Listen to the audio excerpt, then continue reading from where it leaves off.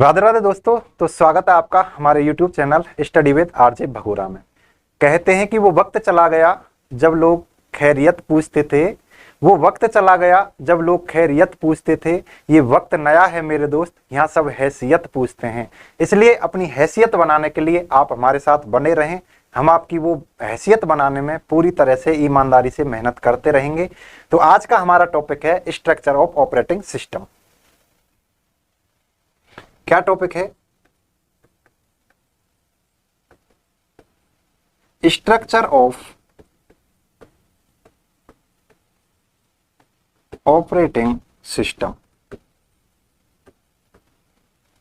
यदि हम बात करें ऑपरेटिंग सिस्टम के स्ट्रक्चर के बारे में, हमने कंप्यूटर के आर्किटेक्चर के बारे में बात की, उसके बाद सॉफ्टवेयर पर आए हैं तो ऑपरेटिंग सिस्टम के आर्किटेक्चर के बारे में बात करेंगे।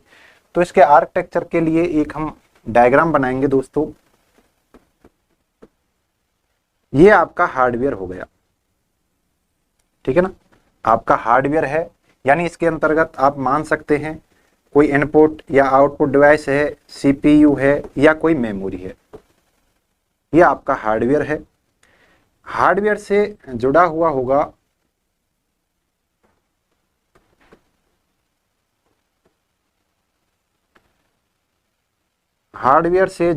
होगा कौन? Operating system. क्योंकि हमें एक्सेस कौन प्रदान करा रहा है? हार्डवेयर का ऑपरेटिंग सिस्टम। तो ऑपरेटिंग सिस्टम के भी दो पार्ट्स होते हैं, एक होता है सेल और एक होता है कर्नेल, ठीक है ना। एक होता है सेल, एक होता है कर्नेल। ये क्या है दोस्तों? ये दोनों लेयर ऑपरेटिंग सिस्टम की हैं, दो पार्ट्स में डिवाइड कर दी हैं, एक कर्नेल और एक सेल। इसके ऊपर क्या होता है? Application software.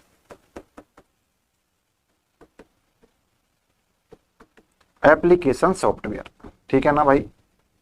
उसके बाद एप्लीकेशन सॉफ्टवेयर का उपयोग कौन करता है? यूजर करता है।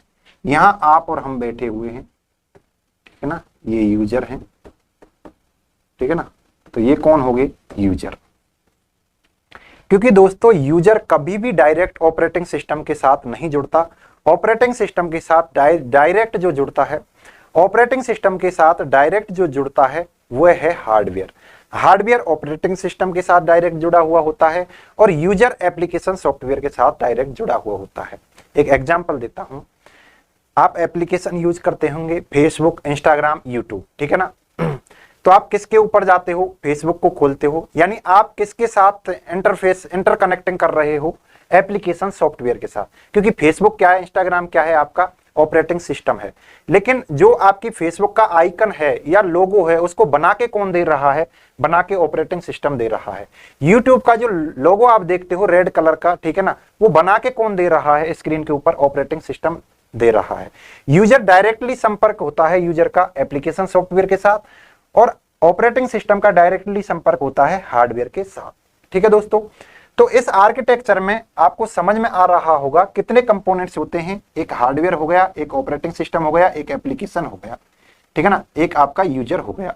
1 2 3 4, यानी इसके कितने कंपोनेंट्स होते हैं ऑपरेटिंग सिस्टम के? यहां से भी क्वेश्चन आ रखे हैं दोस्तों। मैं उस लेवल पर ले जाना चाहता हूं आपको जिस लेवल पर एसएससी सीजीएल में क्वेश्चन आते हैं। इससे बाहर कुछ नहीं पूछा जा सकता। यदि आपसे पूछ भी लिया तो मैं ये गारंटी देता हूं 1% बच्चों से भी वो सॉल्व नहीं होगा। तुक्का लग जाए वो अलग बात है, ठीक है। इसके कंपोनेंट्स कितने होते हैं? 4। कौन कौन से होते हैं? ठीक है ना। एक होता है हार्डवेयर,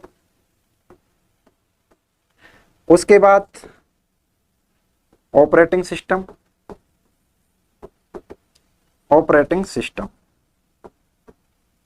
उसके बाद कौन हो जाएगा? एप्लीकेशन सॉफ्टवेयर,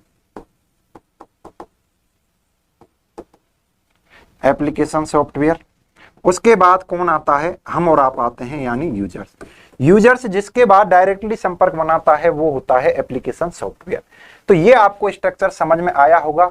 हम एक एक को लेकर चलेंगे। हार्डवेयर को आप जानते हैं, हार्डवेयर क्या होते हैं? आपका कीबोर्ड, माउस, ठीक है ना, जितनी भी आपने इनपुट डिवाइसेज पढ़ी, आउटपुट डिवाइसेज पढ़ी, ठीक है ना, मेमोरी पढ़ी, सीपीयू पढ़ा, ये सभी किसके अंतर्गत आ जाता है? हार्डवेयर के अंतर्गत।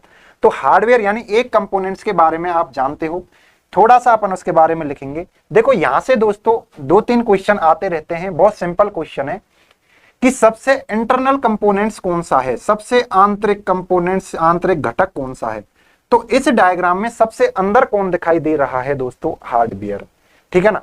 यानी कि इंटरनल कंपोनेंट्स यदि आपसे पूछा जाए कि ऑपरेटिंग सिस्टम के स्ट्रक्चर में सबसे इंटरनल कंपोनेंट्स कौन होता है, तो हार्डवेयर हो जाएगा। उसके बाद अगला क्वेश्चन पूछा जाता है कि हार्डवेयर से डायरेक्टली संपर्क में कौन होता है, तो आपका आंसर आएगा ऑपरेटिंग सिस्टम। लेकिन ऑपरेटिंग सिस्टम को भी डिवाइड करके पूछ लिया जाता है कि हार्डवेयर के नजदीक यानी हार्डवेयर के सबसे ज्यादा नजदीक ऑपरेटिंग सिस्टम का कौन सा पार्ट होता है, कर्नेल होता है या सेल होता है, तो कौन सा हो जाएगा, कर्नेल। कर्नेल कुछ नहीं दोस्तों, जो ऑपरेटिंग सिस्टम में इंस्ट्रक्शंस लिखे गए हैं, आधे इंस्ट्रक्शंस को अपन ने कर्नेल बोल दिया है, आधे को सेल बोल दिया है। जो हार्डवेयर के नजदीक रहेंगे उनको कर्नेल बोल देंगे, जो एप्लीकेशन के नजदीक रहेंगे उनको सेल बोल देंगे, ठीक है ना। तो ये भी क्वेश्चन आते रहते हैं। अगला क्वेश्चन आता है कि ऑपरेटिंग सिस्टम में हार्डवेयर से सबसे दूर कौन होता है, सबसे दूर कौन है दोस्तों, यूजर। यूजर इनके माध्यम से हार्डवेयर को उपयोग में लेता है। मुझे उम्मीद है ये सभी चीजें आपके समझ में आ गई होंगी। 4 कंपोनेंट्स हैं, hardware, operating system, application software और यूजर्स, ठीक है भाई। अब पढ़ते हैं हम हार्डवेयर के बारे में थोड़ा, इस ऑपरेटिंग सिस्टम के स्ट्रक्चर को लेकर।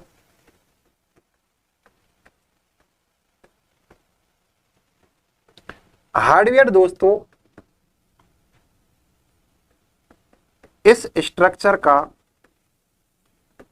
स्ट्रक्चर का इंटरनल कंपोनेंट कहलाता है, इंटरनल कंपोनेंट कहलाता है, ठीक है। यहां से यही क्वेश्चन बनता है कि ऑपरेटिंग सिस्टम के स्ट्रक्चर में सबसे इंटरनल कंपोनेंट कौन सा होता है, कौन सा होगा, हार्डवेयर। उसके बाद हम बात करेंगे ऑपरेटिंग सिस्टम की। ऑपरेटिंग सिस्टम की,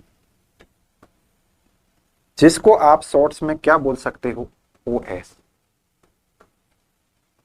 तो ओएस 2 लेयर से मिलकर बना होता है, 2 लेयर से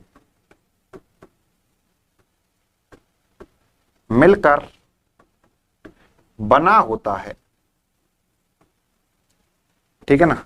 एक है कौन सी, सेल, और दूसरी है कौन सी, कर्नेल, ठीक है भाई। अब हम लेंगे सेल को।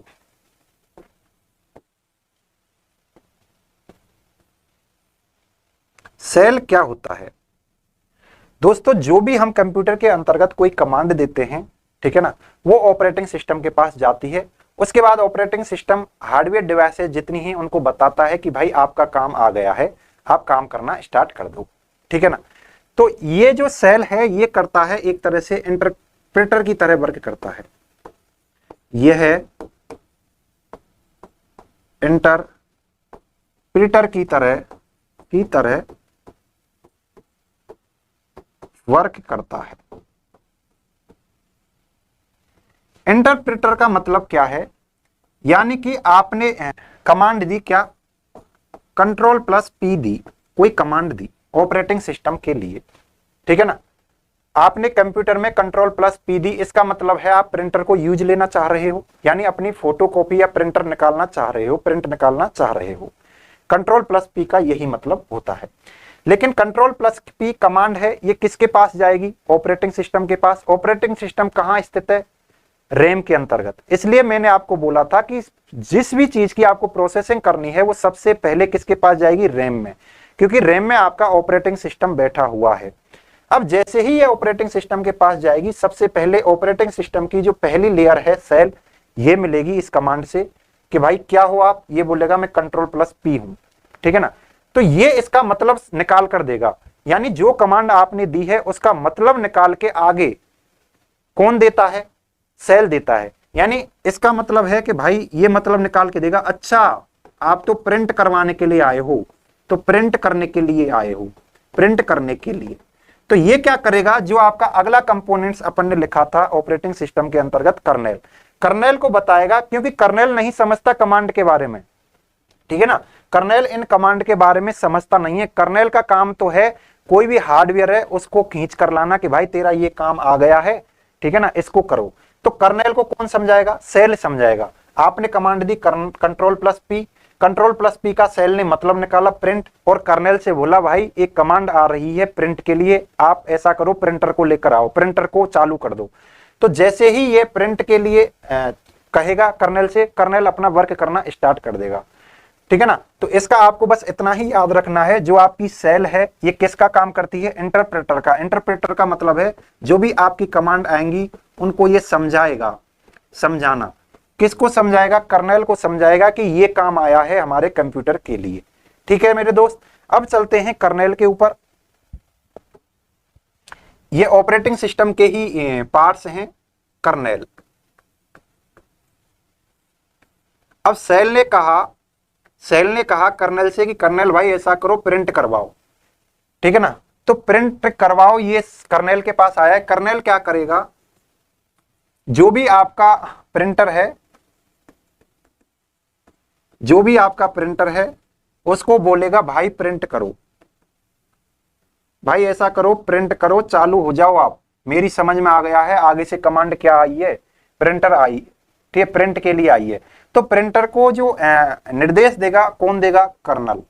कर्नेल के लिए समझाएगा कौन? सेल। इनको हिंदी में कुछ ऐसे लिखते हैं सेल, और ये लिखाएगा ऐसे कर्नेल, ठीक है ना। कर्नेल के लिए 2-3 क्वेश्चन पूछे जाते हैं, ये तो मैंने समझाने के लिए लिया है। यह है core part of operating system. Question आता है कि ऑपरेटिंग सिस्टम का कोर पार्ट कौन सा है, तो कोर पार्ट कौन सा हो जाएगा? कर्नेल। उसके बाद heart of operating system, heart of operating system, operating system का हार्ट कौन है? कौन है दोस्तों? कर्नेल। आपको पता होगा, यहां पर मैं एक्स्ट्रा चीजें लिख रहा हूं, ये एक्स्ट्रा हैं, इससे कोई मतलब नहीं है इनका। ब्रेन ऑफ कंप्यूटर कौन होता है? ब्रेन ऑफ कंप्यूटर कौन होता है दोस्तों? ब्रेन ऑफ कंप्यूटर होता है सीपीयू, सेंट्रल प्रोसेसिंग यूनिट। उसके बाद आता है nervous system of computer. Nervous system of computer कौन होता है? सीपीयू का एक कंपोनेंट है कौन? सीयू। सीयू का मतलब क्या होता है? Control unit. और सीपीयू का मतलब क्या होता है? सेंट्रल प्रोसेसिंग यूनिट, ठीक है ना। तो ये एक्स्ट्रा बातें हैं। तो यदि आपसे पूछे कि core part of operating system कौन होता है? Kernel. Heart of operating system कौन होता है? कर्नेल। कर्नेल की कितनी लेयर होती हैं? कर्नेल की कितनी लेयर होती हैं? कर्नेल की कितनी लेयर होती है? कर्नेल की नहीं, ऑपरेटिंग सिस्टम की कितनी लेयर होती हैं? 2 लेयर होती हैं, एक सेल एक कर्नेल, ठीक है ना। इंटरप्रेटर की तरह कौन वर्क करता है? सेल। और सेल ये कर्नेल को समझाता है, क्योंकि आप डायग्राम को देखो, यूजर कमांड देगा यहां से एप्लीकेशन सॉफ्टवेयर के थ्रू, ये जाएगी पहले किसके पास? सेल के पास। सेल उसका मतलब निकालेगा, जैसे आप बोल रहे थे कंट्रोल प्लस पी, आपने कोई कमांड दी, इसका मतलब है प्रिंट की कमांड दे दी आपने, तो ये इस कमांड को नहीं समझता है कर्नेल। तो सेल इस कमांड को इसको समझाएगा कि भाई अपनी लैंग्वेज में समझाएगा, कोई निर्देश लिख के देगा कि प्रिंट करो आप। तो ये कर्नेल किसके पास जाएगा? हार्डवेयर के पास। हार्डवेयर में आउटपुट डिवाइस को निकाल कर लाएगा किसको? प्रिंटर को। प्रिंटर के पास ये निर्देश भेजेगा भाई ऐसा करो, चालू हो जाओ, आप प्रिंट करना स्टार्ट कर दो। तो कुछ ऐसे वर्किंग करती है, यानी ऑपरेटिंग सिस्टम के अंदर भी क्या क्या होता है वो भी मैंने बता दिया है दोस्तों। तो ये आपके क्या हो गई? ये आपके ऑपरेटिंग सिस्टम का स्ट्रक्चर हो गया। उसके बाद क्या है? Application software. आगे हम पढ़ेंगे एप्लीकेशन सॉफ्टवेयर के बारे में क्या होता है। तो यहां पर स्ट्रक्चर के 4 कंपोनेंट आपको याद रखने हैं। और ऑपरेटिंग सिस्टम कितनी लेयर से मिलकर बना होता है? 2, सेल और कर्नेल। हार्डवेयर के नजदीक कौन सा होता है? कर्नेल होता है। और एप्लीकेशन के नजदीक कौन सा होता है? सेल होता है। सेल इंटरप्रेटर की तरह कार्य करता है। और आपका जो ये कर्नेल है, ये किसकी? ये कोर पार्ट ऑफ क्या हो जाएगा? ऑपरेटिंग सिस्टम, या आप बोलो क्या हो जाएगा? Heart of operating system. तो तो ये आपका ऑपरेटिंग सिस्टम का स्ट्रक्चर हो गया दोस्तों। मुझे उम्मीद है आपके ये समझ में आया होगा, ठीक है ना। तो आपको एहसास भी नहीं होगा, ना आज तक आपको किसी ने ये पढ़ाया होगा कि कर्नेल सेल भी क्या चीज होती है। लेकिन दोस्तों पेपर में कुछ भी आ सकता है, आप ये मत समझना कि ये आपके काम की चीज नहीं है, क्योंकि आपको पता होगा जब 2020 का एग्जाम हुआ था वहां पर आईपी एड्रेस नहीं पूछा गया था और किसी ने आईपी एड्रेस पढ़ा भी नहीं था। लेकिन जैसे ही 2022 का एग्जाम हुआ उन्होंने आईपी एड्रेस पूछ लिया, यानी कि उन्होंने इंटरनेट पर वर्क करना स्टार्ट कर दिया। तो पुलिस के अंतर्गत कितनी भी गहराई से क्वेश्चन पूछे जा सकते हैं। यदि आप क्वेश्चन आ जाए उसके बाद चीजों को तैयार करें, उससे बढ़िया है आप पहले ही चीजों को तैयार कर लें। आगे चलते हैं हम, आगे इस ऑपरेटिंग सिस्टम के वर्क क्या क्या हैं, ठीक है ना, यानी इसकी जिम्मेदारियां क्या क्या हैं, रेस्पॉन्सिबिलिटीज क्या क्या हैं इसकी, उनको पढ़ते हैं हम। तो रेस्पॉन्सिबिलिटी बोलो या फंक्शनैलिटी बोलो, फंक्शनैलिटी ऑफ ऑपरेटिंग सिस्टम। दोस्तों आपने आर्किटेक्चर देख ही रखा है, फिर बना देता हूं मैं। ये कौन सी यूनिट है आपकी, प्रोसेसिंग यूनिट, और ये किससे कनेक्ट हो रखी होती है, इधर सेकेंडरी मेमोरी से, इसके अंतर्गत सीपीयू होता है और यहां आपकी प्राइमरी मेमोरी होती है, ठीक है ना। इधर आपकी इनपुट डिवाइस हो जाएगी, इधर आपकी आउटपुट डिवाइस हो जाएगी। दोस्तों पहले मैंने जो आर्किटेक्चर बनाया था वो इनको और खोल के लिख दिया था, अब मैंने जनरल नेम यूज ले लिए हैं, ठीक है ना। तो ऑपरेटिंग सिस्टम का वर्क क्या है, जितनी भी आपकी हार्डवेयर डिवाइस हैं इनको मैनेज करेगा वो, ठीक है ना। तो क्या है, पहला वर्क है इसका रिसोर्सेस मैनेजमेंट, यानी कि इसको हिंदी में लिखूं मैं संसाधन प्रबंधन। ये भी क्वेश्चन राजस्थान पुलिस के अंतर्गत पूछे गए हैं इसकी फंक्शनैलिटी को लेकर कि जो आपका ऑपरेटिंग सिस्टम है इसकी कौन कौन सी फंक्शनैलिटी होती है। तो ये रिसोर्सेज मैनेजमेंट यानी कि ये संसाधन प्रबंधन करता है। रिसोर्सेज में क्या क्या ले सकते हैं आप, जितनी भी आपकी हार्डवेयर डिवाइस हैं, सभी रिसोर्सेज यानी संसाधन के अंतर्गत आती हैं। अब ये मैनेजमेंट कैसे होता है, अभी हम बात कर रहे थे, ठीक है ना, कि प्रिंटर आपको यूज लेना है तो उसके लिए कौन बता रहा है, ऑपरेटिंग सिस्टम बता रहा है, यानी मैनेज कर रहा है। अब ये कैसे करता है, जैसे दोस्तों आपको यूज लेना है प्रिंटर, आपकी 10 कॉपी है, ठीक है ना, आपने Ctrl+P करके 1 से 10 तक पेज लिख दिया और आप कमांड दे दी, ठीक है ना, आपने कमांड दे दी। अब आपके प्रिंट हो रहे हैं, जैसे ही 10वां पेज आपका प्रिंट होगा आपका प्रिंटर बंद हो जाएगा। यानी इस प्रिंटर को स्टार्ट भी किया और जैसे ही काम हो गया इसको बंद भी कर दिया, ठीक है ना। तो इसको मैनेज किसने किया, मैनेज किया ऑपरेटिंग सिस्टम ने, क्योंकि सेल ने जो कमांड आपने दी वो कर्नेल को समझाई, कर्नेल ने प्रिंटर को बोला भाई उन्होंने 1 से 10 पेज तक ही पूछा है, इससे ज्यादा प्रिंट मत करना, जैसे ही 10वां पेज प्रिंट हो जाए आप बंद हो जाना। यानी कि आपके जो हार्डवेयर है उसको मैनेज भी कौन कर रहा है, ऑपरेटिंग सिस्टम। उसके बाद क्या आता है दोस्तों, यहां पर क्या है, प्रोसेस, ठीक है ना। तो प्रोसेस मैनेजमेंट,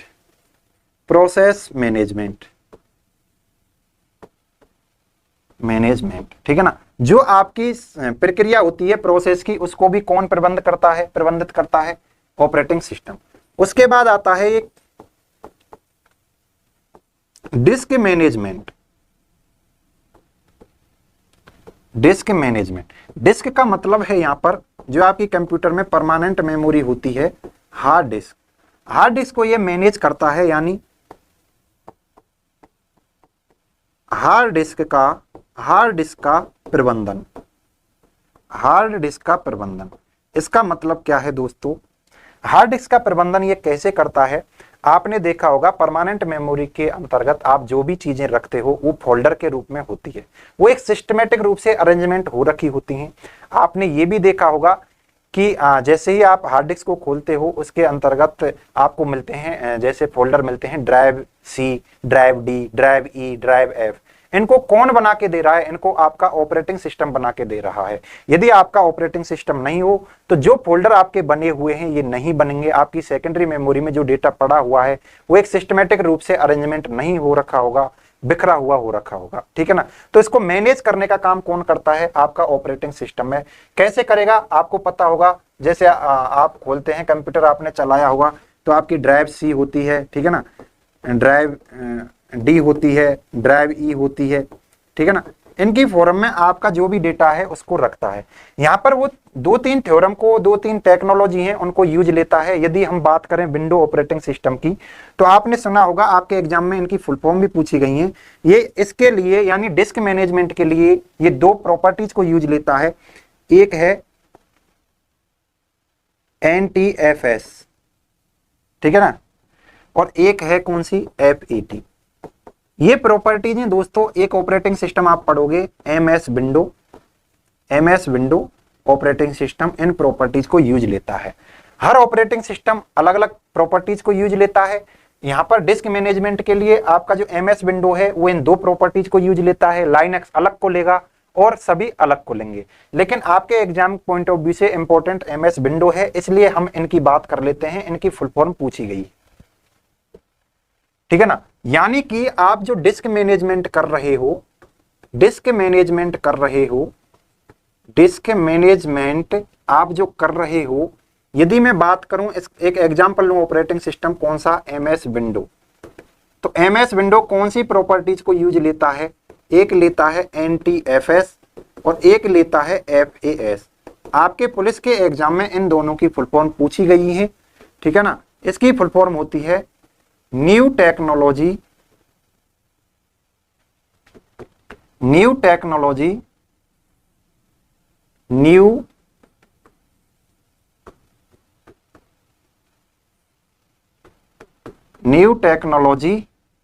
फाइल सिस्टम।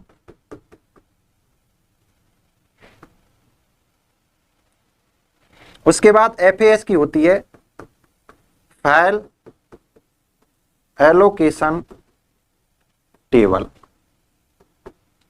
ठीक है मेरे भाई। तो यहां पर इंपॉर्टेंट बात है इनकी फुल फॉर्म, ठीक है ना। इनको तो अपन याद कर ही रहे हैं। ऑपरेटिंग सिस्टम की जो फंक्शनैलिटी है ये कौन सी नंबर की हो गई, 3rd नंबर की हो गई। इससे पहले 2 पढ़ चुके हैं, कौन सी, एक रिसोर्सेज मैनेजमेंट, एक प्रोसेस मैनेजमेंट, उसके बाद डिस्क मैनेजमेंट। डिस्क मैनेजमेंट के अंतर्गत 2 प्रॉपर्टी, 2 टेक्नोलॉजी आपको याद रखनी है, NTFS new technology file system, FAS file allocation table, ठीक है। उसके बाद इसकी अगली फंक्शनैलिटी को देख लेते हैं। अगली फंक्शनैलिटी होती है दोस्तों मेमोरी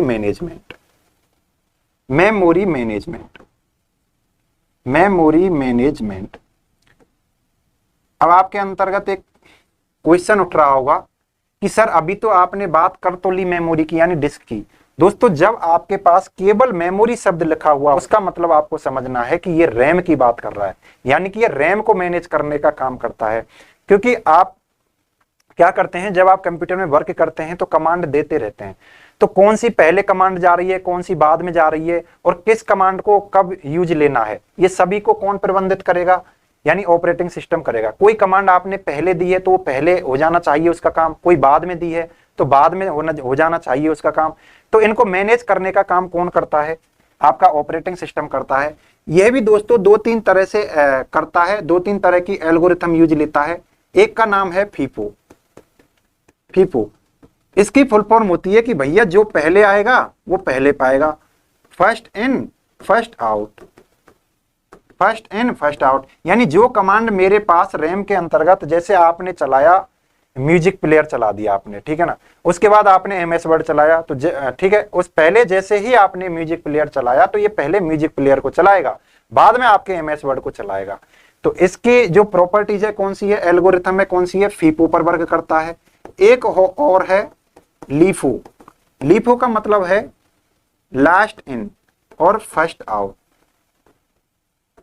यानी कि एक एल्गोरिथम और है इसकी लास्ट इन, यानी सबसे बाद में आने वाला सबसे पहले वर्क करवा जाए, यानी आप VIP आदमी हो तो VIP वाली कौन सी एल्गोरिथम होती है, लीफो। और अपन जो नॉर्मली जो यूज लेते हैं, ठीक है ना, वो कौन सी होती है, फीफो। अभी सूचना सहायक का एग्जाम हुआ था, सूचना सहायक का एग्जाम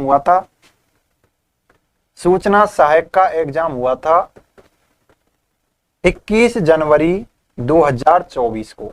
उसमें फीफो की फुल फॉर्म पूछी गई थी। फीफो की फुल फॉर्म क्या होती है, तो ये आपके एग्जाम में भी आ सकती है, क्योंकि सूचना सहायक में जो क्वेश्चन आए थे 1 महीने बाद आपका एग्जाम हुआ था कंप्यूटर यानी संगणक का, उसमें 3-4 question same to same repeat हो गए थे।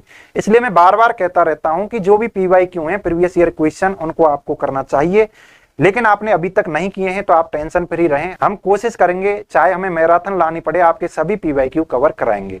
इसलिए आप हमारे चैनल पर बने रहें, इसको सब्सक्राइब करें, ठीक है ना, शेयर करें और लोगों तक पहुंचाएं कि एक ऐसा हमारा भाई भी है जो हमारे लिए मेहनत कर रहा है।